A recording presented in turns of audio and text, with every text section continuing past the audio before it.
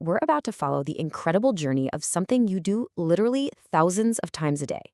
And that's just taking a single breath. It seems so simple, right? But this journey is actually this amazing story that starts with the air all around us and ends with a critical clue that can actually save a life. So let's trace the path together. Go on, do it with me. Take a deep breath in and let it out. Simple. We do this all day long without ever even thinking about it. But have you ever stopped to think, where does that air go? I mean, it doesn't just disappear. It travels through this super complex internal highway on a very, very specific mission. And that is the journey we're going to map out step by step. Okay, so the journey begins. This first leg is all about prep work. It's about filtering, warming, and just getting that air ready for its really crucial job deeper inside our lungs. It all starts right here, in the nasal cavity. And look, this is so much more than just a part of your nose. Think of it like a high-tech air purification system. It warms the air up, it adds moisture, and it uses these tiny sweeping hairs, they're called cilia, to trap dust and gunk before it can go any further. Pretty smart, huh? So after that first filtering, the air hits the pharynx. Now, this is like a busy intersection in your body for both air and food. Right below that, you've got the larynx, your voice box, and it acts as this critical gatekeeper, making absolutely sure that air and only air continues down the path toward the lungs. Once we're past the gatekeeper, air funnels into the trachea. You probably know it as the windpipe. Think of it as the main highway heading into your chest. And it's got its own amazing security system. There's a second layer of mucus and cilia here just to catch anything that might have slipped through that first line of defense. And right here, that main highway splits. The trachea divides into two main roads, the bronchi, one for each lung. And from there, they just keep branching out like a tree into countless smaller and smaller tubes called bronchioles, which carry the air right to its final destination. And this brings us to that final destination, the entire purpose of this whole journey. We're zooming in now, way down to the microscopic level, where the real magic happens. Welcome to the alveoli. We're talking about millions of these tiny little balloon-like air sacs. They are the true workhorses of the lungs. Each one is wrapped in this dense web of tiny blood vessels called capillaries. This right here is ground zero for respiration.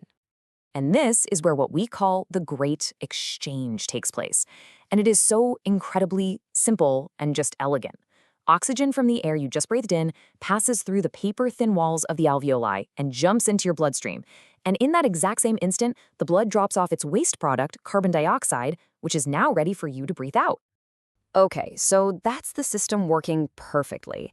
But what happens when this intricate pathway gets disrupted?